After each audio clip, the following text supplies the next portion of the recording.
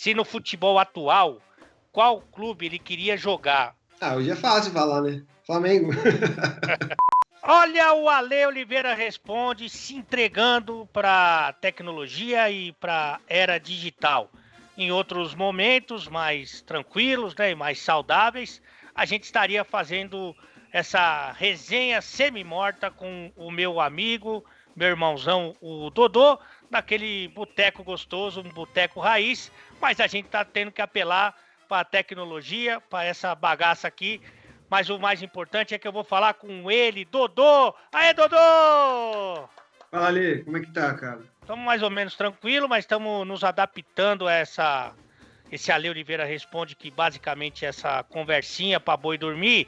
E, por exemplo, se a gente tá num bar, sempre tem uns bêbados que bate palma na hora que eu falo Dodô. Ô, velho, deu uma sumida aí, não sei o que aconteceu. E você não tá vendo nós? Eu tô vendo vocês, mas não tô me vendo mais. Você apertou alguma coisa aí. Acho que eu vou pedir ajuda pros universitários. Espera um pouquinho. Vai lá. Peraí. E o Dodô, já tá se vendo? Agora eu tô legal. Pode ir agora? Bora agora. Muito obrigado pela participação, Dodô. Foi excelente. Você sempre... Já pensou? Ai. Eu sempre falo que não pode ser dois velhos no mesmo negócio tecnológico, que a chance de dar merda é praticamente de 100%. Mas o importante é que o Dodô mora no meu coração e é sempre muito bom falar com você, viu, Dodô? Pô, é um prazer falar com você. Esse negócio de tecnologia pra mim também é meio problemático, mas o importante é que a gente vai poder fazer essa resenha aí, que é o mais interessante. Os inimigos da modernidade, juntos, together, aqui no Oliveira Responde. Ó, antes de passar as perguntas para os inscritos aqui do canal De Sola, já pedindo para você deixar o teu like, para você curtir, para você comentar, para você dar a sua sugestão. Tem muita gente que quer saber como você era como atacante. Então eu falo aqui o tipo de jogador, você fala se é verdade ou não. Por exemplo, você era o atacante piriguete na balada, aquele que dá bola pra todo mundo. Porque você deixava os caras pifados, você deixava os caras numa boa condição, não é isso? Atacante piriguete na balada. Que dá bola pra todo mundo, pô. Que dá bola pra todo mundo. Cara, assim, eu não era fominha não, cara. Eu gostava de tocar bola. É verdade. Aí, você é o atacante Tinder, aquele que não tem medo de cara feia, porque... evidentemente, você partia pra cima dos zagueiros e não se intimidava, é isso que eu quis dizer. Eu não tinha medo de cara feia, não. E assim, olha que tinha cara feia, hein, na época que eu jogava, hein? Tinha muito zagueiro. Zagueiro raiz. Isso. O atacante também, filho do Carlos Alberto de Nóbrega. Sabe o Carlos Alberto de Nóbrega, né? Carlos Alberto de Nóbrega. O atacante, filho do Carlos Alberto de Nóbrega, não consegue ficar no banco, porque o Carlos Alberto de Nóbrega tem um filho que queria pegar o lugar dele, mas você não é um cara de ficar no banco, você não gosta de ficar no banco, né?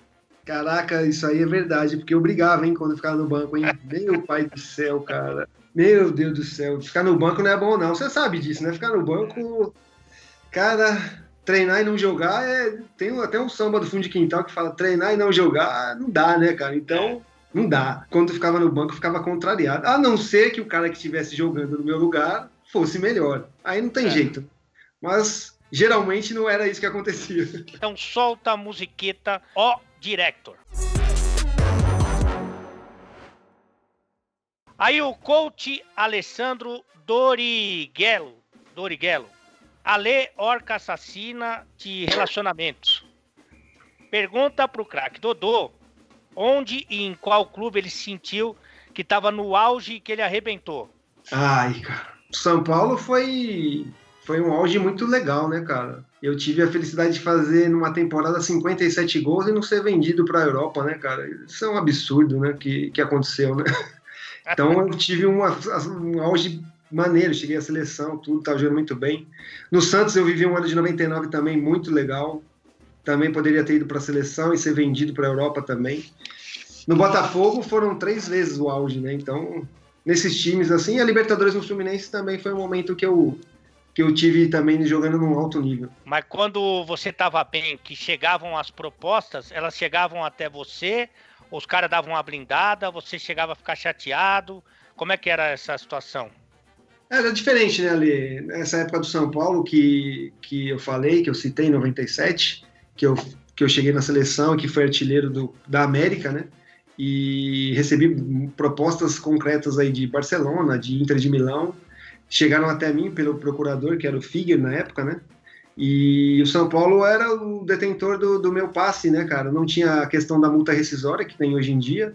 O São Paulo tinha acabado de vender o Denilson, né, pro Betis. E eu era um jogador importante do São Paulo na época e eles me convenceram a ficar. Claro que meu contrato melhorou, tudo, mas eu não tive a oportunidade de, pelo menos perdi o time de jogar nessas grandes equipes da Europa no momento que eu estava muito bem. E no Santos a mesma coisa, quando eu terminei o Campeonato Brasileiro de 99, eu tinha uma proposta também concreta do Sevilha, da Espanha, já não tão alta, mas com 10, 12 milhões, e o Santos fez a mesma coisa. Então esses dois períodos aí foram as propostas que eu tive realmente e que não aconteceram. A Europa perdeu o Dodô e o Dodô perdeu a Europa nessa conversa aí. CR Vasco da Gama tá perguntando aqui como foi jogar ao lado de Felipe Coutinho. Na época ele que jogou do meu lado, né? Tem que respeitar, pô. Aí tem que... Pô, o que é isso? Eu peguei o Coutinho quando eu cheguei no Vasco, ele já tinha jogado a Série B pelo Vasco, alguns jogos, né? E você via que o garoto tinha uma qualidade muito grande, né? Era um garoto já falado, e quando eu cheguei no Vasco, o pessoal do Vasco falava, você vai jogar esse garoto, você vai gostar, porque ele é o jeito que você gosta de jogar. E realmente era um garoto que a gente via que tinha potencial para ir longe. E ele teve, na verdade, a felicidade de receber uma assistência a mim e fazer o primeiro gol como profissional, né, cara? Isso aí foi uma coisa legal. E aí depois a gente viu o que aconteceu com o Coutinho, né? A carreira dele, como é que foi. Apesar dele no Barcelona, que é o time que eu amo, não ter ido muito tão bem, né? E agora vai voltar, não sei se vai ter a oportunidade de jogar de novo, né? Pelo que a gente escuta, acho que não. Mas é um garoto que a gente via que tinha potencial muito grande. Mas você via ali nos treinos, no jogo, que ele dava um tapa, que ele já se movimentava diferente. Sim, a qualidade técnica dele era indiscutível, assim. No Vasco era o melhor jogador disparado, assim, em termos de condição técnica. Treinamento, você sabe que no treinamento você vê melhor o jogador do que propriamente nos jogos. Então a gente via nos treinamentos o que ele fazia no treino, então... E era um jogador que jogava perto de mim ali, cara, e assim, a parte técnica nossa combinava bastante, então...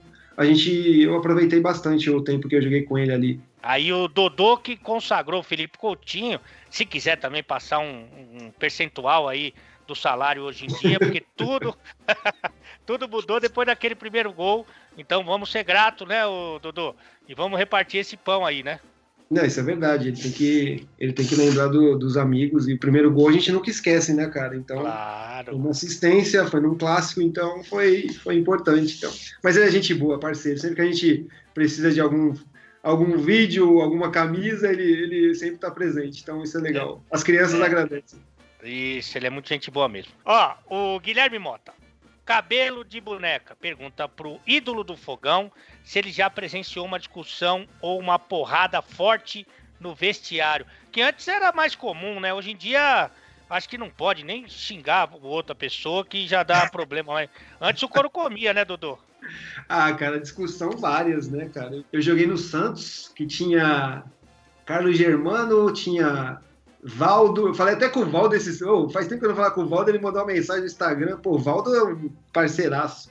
Valdo, Carlos Germano, Márcio Santos, Claudio Miro, Rincon, Edmundo, Robert, aí o Caio, e eu lembro que vira e mexe dava alguma discussão no vestiário, né? Eu lembro de um treino lá que o Rincon, que eu gostava de jogar com o Caio, e o Caio entrou para treinar o nosso time titular, e tava errando alguns passes e tal, e o Rincon brigando com ele, e aí eu entrei no meio e falei, pô, deixa o cara jogar, pô, você não deixa o cara jogar, toda hora fica falando com o cara, pô, assim não vai dar, tal, aí começou aquela, não sei o que, vai folgado pra caramba também, não sei o que, e aí vai. Aí a turminha minha lá, da rapaziada mais nova, não, deixa disso, eu falei, aí, quase que eu apanho do Rincon por causa do Caio. Mas isso era meio que comum, né, cara? E discutir quando as coisas não aconteciam, dentro do vestiário, no jogo. Mas depois, sair do vestiário já estava tudo certo. Isso aí isso era muito corriqueiro na época. Então, só para entender a situação, você encarou o Rincon por causa do nosso amigo Caio Ribeiro. Portanto, Casagrande que se cuide aí, porque pode vir... Nesse ponto, já que você deu a deixa, né, cara, e falar com você é fogo ficar segurando a boca, né? Não tem jeito. Tudo que o Caio falar contra o Casagrande, o Caio tá certo 100%. Não tem jeito, cara. Aí não tem como discutir, né? Tirando esse parênteses aí, só pra não passar em branco, né?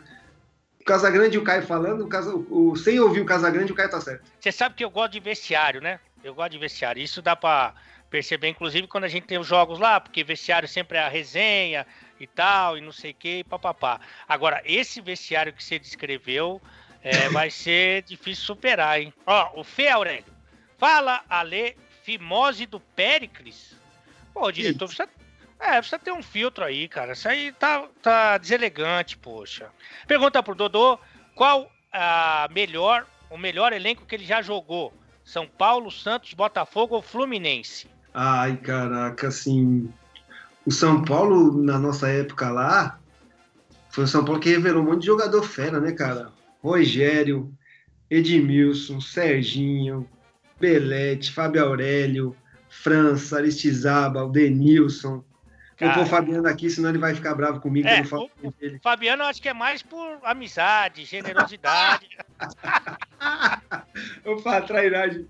Então tinha muito caça. Eu joguei com o Souza, que veio do Corinthians, o meia canhoto. Pô, esse cara jogava demais, cara. Putz, cara, então era um time bom, cara. E todo mundo virou grande jogador, mesmo fora do São Paulo, todo mundo se destacou depois, né? Esse time do Santos que eu te falei, que é muito cara cascudão, que jogaram Copa do Mundo, os caras são fera também.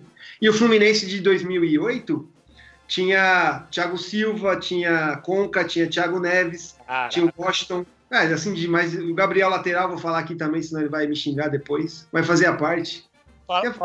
Ele fala que joga bem fute-mesa, cara. Sinceramente, eu nunca vi, viu, meu? Ele joga bem tudo, né? Quer meter o...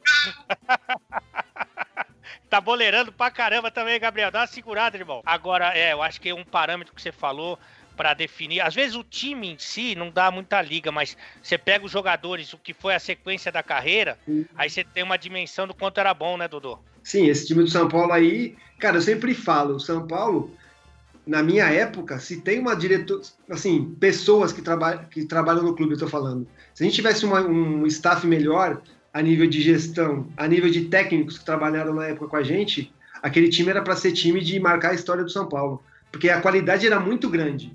E a gente tinha detalhes que não conseguiam ser campeão brasileiro, da Libertadores, esses títulos maiores. Com aquele elenco que a gente tinha, dificilmente o São Paulo teve elencos igual que teve na época que eu joguei. Então, ou comentando hoje com os caras que jogavam na época, que a gente se reúne para falar, se a gente tivesse uma gestão melhor, aquele time ia marcar a história do São Paulo. Mas tipo, o que acontece assim, para o pessoal que não conhece ali os bastidores do futebol, o que a diretoria ou aquela gestão deixava a desejar, assim? O que dava de brecha? Não, sim, saiu muitos jogadores a preço muito baixo, saíram muitos jogadores por, às vezes, picuinha com diretor, com o próprio técnico que chegava e tinha uma autonomia que é impensável você, nos dias de hoje, ser do jeito que era antes, relacionamento, às vezes, o time com a torcida. Então, são detalhes que faziam uma diferença antes, que a gente ali fazendo parte do grupo tudo mais jovem, a gente não percebia, né, cara?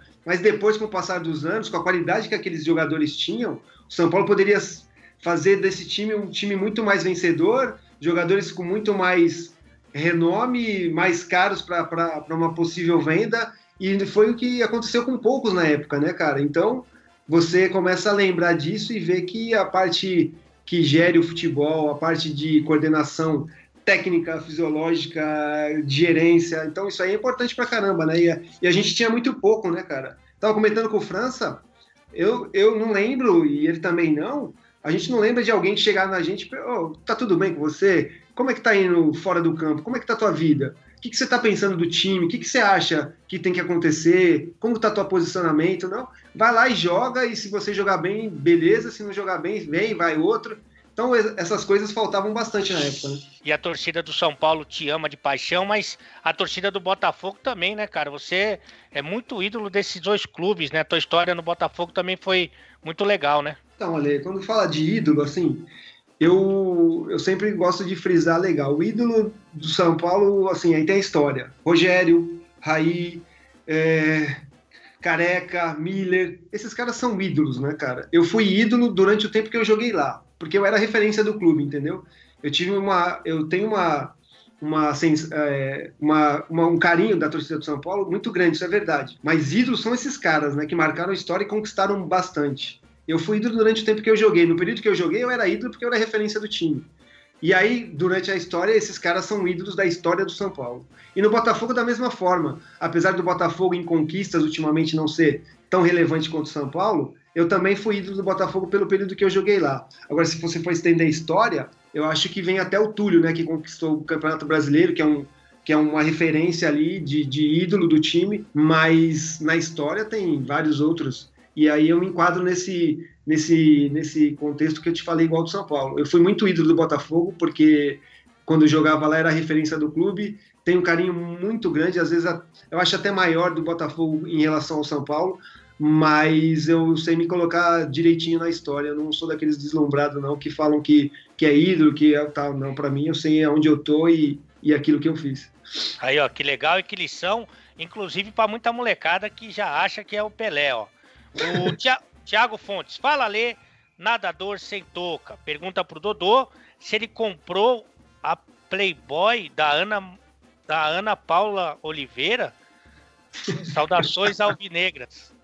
O Tamaneiro, o Dodô é artilheiro. Essa é a resenha, eu não sei, você me desculpa, mas o que tem a ver a Ana Paula Oliveira? Provavelmente, com certeza, deve ser daquele episódio da Copa do Brasil. Lembra que a gente foi garfado no Maracanã? Ah, sim.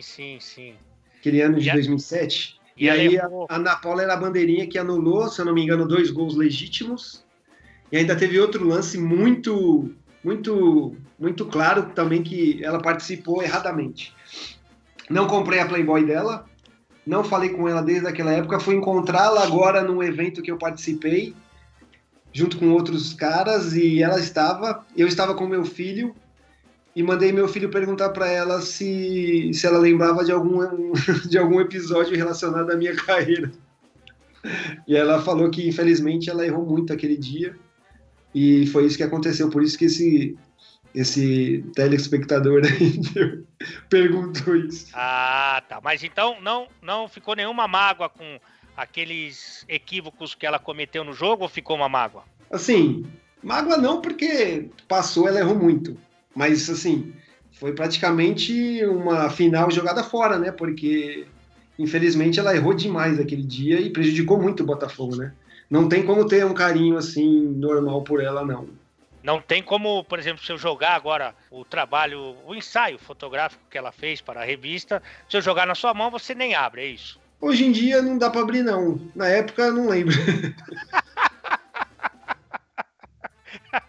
Ó, o Bruno Santos, fala, Lê, monstro, pergunta pro Mito Dodô se no futebol atual, qual clube ele queria jogar, mas eu acho que ele está se referindo não aos clubes que você tem identificação, mas eu acho que é o estilo de jogo, que estilo de jogo que tem ali meio que a cara do Dodô. Ah, hoje é fácil falar, né? Flamengo. Que dá tapa, né? Que dá tapa aí. Cara, o Flamengo é o time que joga melhor hoje em dia aqui, né, cara? A ideia do técnico que chegou, que é o técnico que eu gosto muito, do jeito que o Flamengo joga, põe os melhores jogadores para jogar. Então, acho que isso aí é tudo aquilo que eu sonhava quando eu jogava, de ter treinadores assim, que eu tive raríssimos que tentavam fazer isso, né? E ele tem a capacidade de juntar esses grandes jogadores, bons jogadores no mesmo time, e fazer o time jogar, né, cara? Não é o time que fica esperando acontecer as coisas, não. O time que tenta jogar. Então, eu acho que o time, do jeito de jogar, não que eu queria jogar no Flamengo, mas do jeito que o Flamengo joga, é o time que eu acho que me encaixaria legal. Até porque joga com dupla de ataque, né, cara? E é difícil ver isso hoje em dia, né? Os caras, muitos companheiros falam assim, mas vai botar todos esses junto, quem vai marcar? O adversário vai ter que marcar pra cá. Mas você sabe que hoje em dia é difícil, hein? Hoje em dia a gente vê... Hoje em dia, na minha época também, tinha muito, cara, que tinha medo de colocar os melhores jogadores. Então, por isso que eu tinha uma vontade de ser treinador, porque eu vi muitos caras medrosos, muitos caras que iam pela opinião dos outros, muitos caras que queriam segurar o cargo, muitos caras que iam diretor daqui, empresário dali, e no final acabavam sendo mandados embora do mesmo jeito, cara. Então tem que tentar fazer a coisa correta, né? Tentando fazer a coisa correta já é ruim, imagine tentando fazer de outro jeito. O Caio Galvão, Ale Bilal Pequeno. Cara, Como que ele sabe? É isso que eu ia falar. Bom, deixa pra lá, não quero ser deselegante com os familiares. Pergunta pro Dodô, quem foi o melhor companheiro de ataque que você já teve? Essa é mole, né? Esse aí é o Aristizábal, né, no São Paulo. Esse aí era fenômeno, inteligentíssimo para jogar, como você falou, piriguete, também dá bola para todo mundo. E assim, cara, inteligentíssimo. A gente fez uma dupla no São Paulo com mais gols aí como dupla de ataque na história, então é um cara que, além de ser um irmãozão, dentro do campo era fenômeno. Você sabe que o outro craque de bola também fala muito bem do Ari, que é o Alex Cabeça Grávida, também fala muito bem do Ari, sempre faz muitos elogios ao futebol, ao raciocínio rápido dele. Então o Ari tá com moral aí com os ótimos jogadores. O Giovanni Marinho tá perguntando, na verdade acho que são dois, né? Qual o gol mais bonito, e aí deve ser muito difícil para você, e o gol mais importante que você considera? Ai, cara, o gol mais bonito é difícil falar, né, Ali? Porque, pô, são gols... Eu gosto de falar de gols que eu fiz em todos os clubes, né? Mas pra citar aquele do Fluminense na Libertadores é um gol espetacular, né, cara? Não tem como falar diferente. Pra você era mais fácil se o cara perguntasse qual é o gol mais feio. Você deve ter feito uns 3 feios. Aí o feio fica mais fácil. Bonito é muito gol bonito, pô. Cara, esse gol aí do Fluminense foi muito difícil de fazer, né, cara? A bola viajou muito... Deu para pensar se eu dominava, se eu chutava, e eu acertei o corpo, o pé de apoio, deu tudo certo, e nunca mais ia acontecer aquele gol, não. Então esse gol aí é um gol muito difícil, pode ser não o mais bonito, mas um dos mais bonitos que eu fiz. A importância de gols, assim, são vários, né, cara, os que você faz em decisão, mas o que eu fiz primeiro gol meu profissional contra o São Paulo, é um gol que eu sempre cito como um gol importante, porque... Era uma concorrência muito grande com o Miller, com o Valdir, com o próprio Ari, com o Marques, e o Muricy me escolheu para jogar, e eu lembro da história porque o Muricy foi contrariado por muita gente, ninguém queria que eu jogasse, e o Muricy me chamou na véspera do jogo e falou, o negócio é o seguinte, você está treinando bem, você vai jogar por mérito, mas se você não jogar bem e fizer gol hoje, vai embora eu e você. Então, só isso, para amanhã, tá? E aí eu tive que jogar muito bem, como eu joguei aquele dia. Fiz um golaço no Campeonato Paulista contra a Portuguesa. E dali em diante eu comecei a ter tranquilidade para jogar. Então eu falo que esse gol é muito importante pela situação toda que envolveu. O pai Muricy, ó. Tem muito torcedor do Botafogo mesmo, você tem razão. Acho que é difícil saber, né? Mas a torcida do Botafogo, pelo menos, ela te ama muito. Ó. O Botafogo ES tá falando... Fala, Ale Caralítico, pergunta pro craque Dodô, explicar os bastidores do carnaval, não, os bastidores do caso do doping de 2007, jogando pelo maior do Rio. Isso aí foi uma treta também, Dodô. Putz, aí foi uma treta do caramba, né? Assim, pra resumir, né, a história, eu paguei uma pena de quase 2 anos sem fazer nada, né, Ale?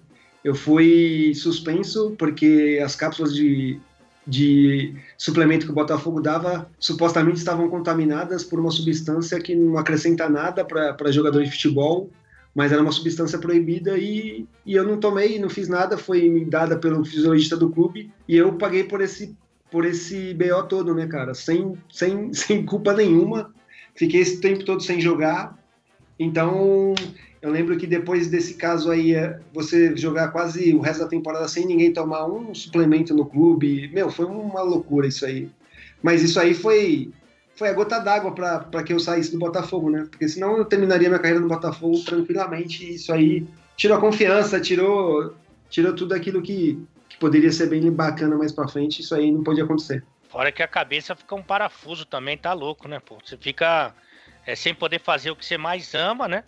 E você não ter feito nada, foi culpa sua, nada, tá louco. Isso aí deve ser meio punk, deve ter sido uma fase difícil pra você, né, Dodô? Sem dúvida, porque assim, tudo que você faz tem consequência, né, Lê? Mas tudo que você faz, né? Se eu tivesse feito alguma coisa, tomado algum remédio sem saber, Mas se tivesse feito alguma coisa, aí você sofre as consequências sabendo, pô, dei mancada, foi inconsciente, mas dei mancada, né? No meu caso não foi nem isso que aconteceu, né? Eu paguei por uma coisa que eu realmente não fiz, estava totalmente fora da minha alçada. O negócio repercutiu tanto que eu fui absolvido aqui, depois o caso foi ser julgado na Suíça, e aí comprometeu tudo aí a minha sequência, e quase 2 anos depois sem jogar, e praticamente, na época, foi praticamente o tiro de misericórdia para parar de jogar, né? Ó, o Márcio Macedo. Fala, Lê, halterofilista de pânceps. Pergunta ao Dodô qual é a relação dele com o Renato Gaúcho naquela Libertadores de 2008, que ele não colocava o craque dos golaços como titular nunca.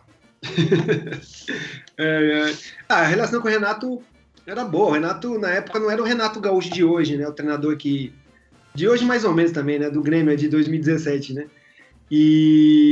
Mas não tinha problema, cara. O que aconteceu é que eu tive uma lesão logo depois desse jogo aí que a gente comentou, desse golaço, que eu arrebentei com o jogo na Libertadores, joguei muito bem. E aí, daí pra frente, tinha certeza que ia estabilizar no Fluminense, a gente ia jogar, seguir. Eu tive uma lesão que eu fiquei 2 meses sem jogar, uma cabeçada que eu tomei no Campeonato Carioca no final de semana seguinte, e fiquei esse tempo sem jogar, e aí fazendo de tudo para voltar por causa da Libertadores.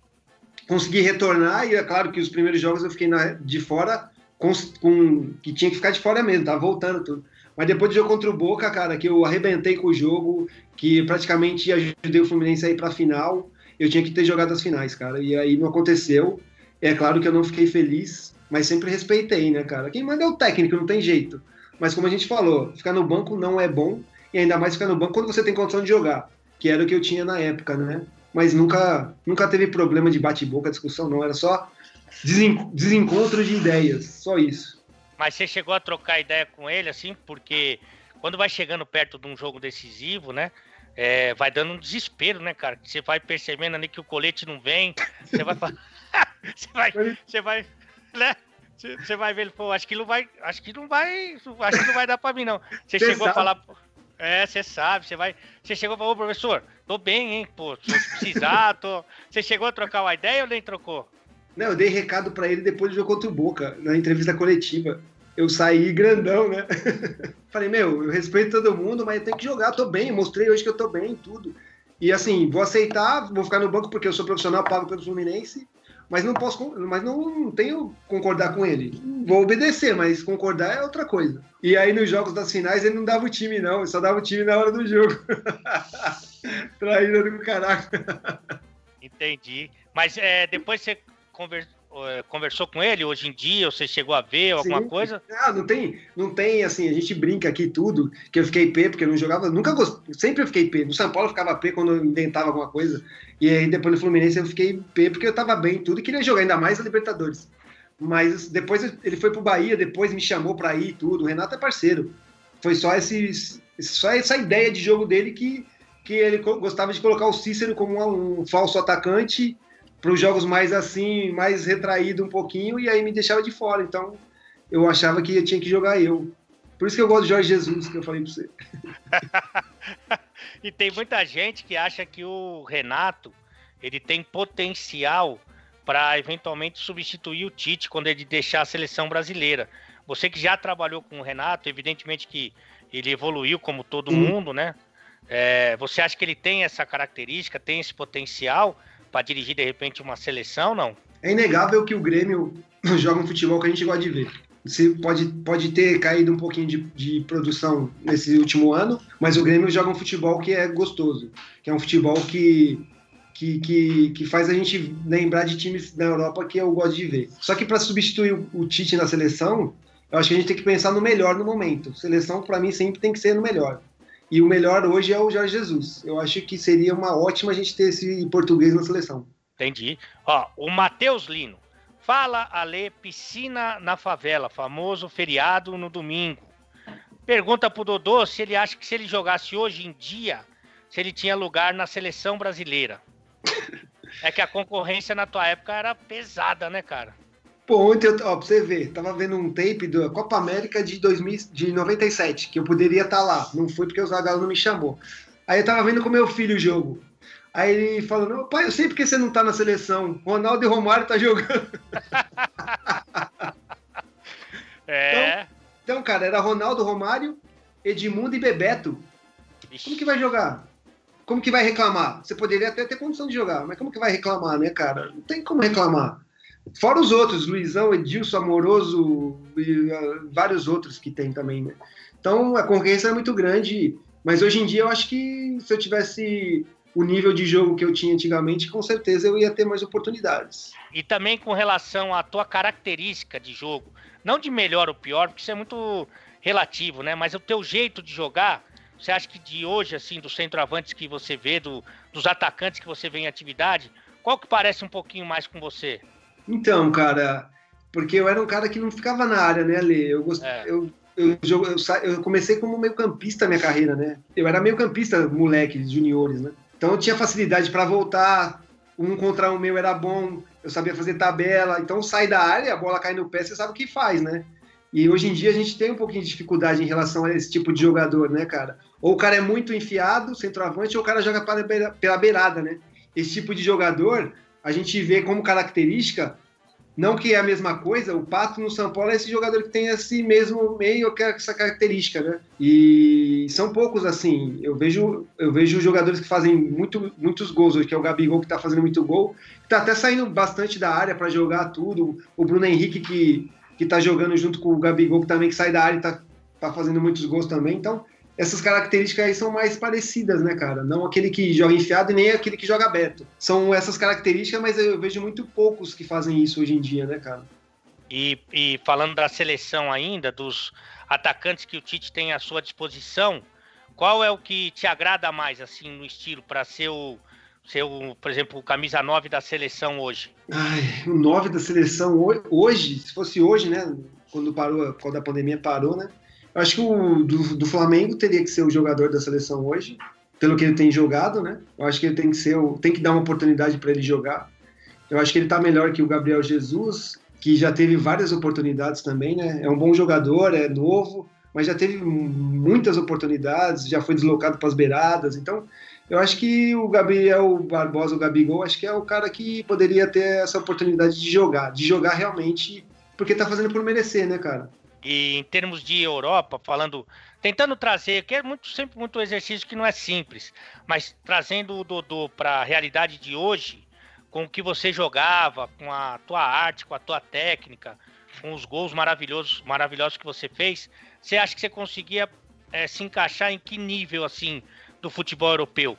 Tipo, você conseguia uma brechinha lá no teu Barcelona, ou você acha que você ia continuar ali entre Sevilha, uma outra equipe intermediária? Para onde iria o Dodô com a bola que jogava antigamente? Ah, cara, assim, eu vejo todos os campeonatos, né, cara? Eu posso falar com ganho de causa porque eu assisto tudo.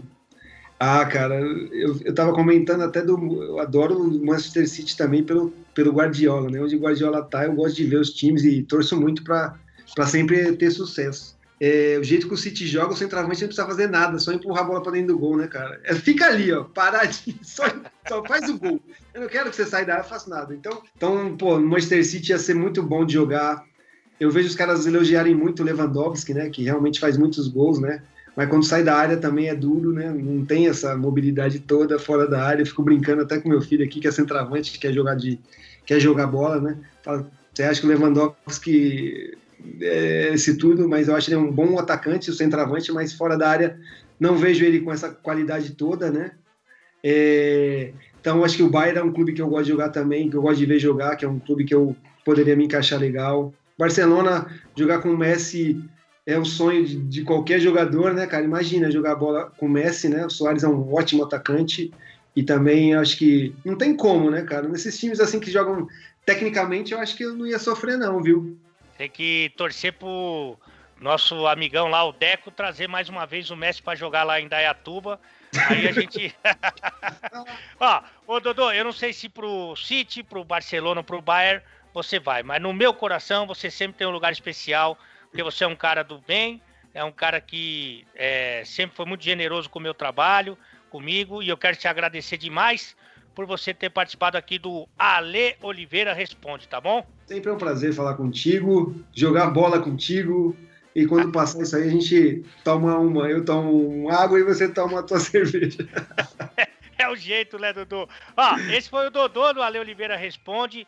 Pô, que legal, que resenha gostosa. Você já sabe, você que é aí do canal, ou que você tá chegando agora, já se inscreve, já deixa o like, já compartilha, para nós fazer esse programa gostoso. E também deixa a sugestão, quem que você quer que a gente vá conversar, porque o Dodô foi maravilhoso. Obrigado, Dodô. Valeu, velho. Abraço, Ale.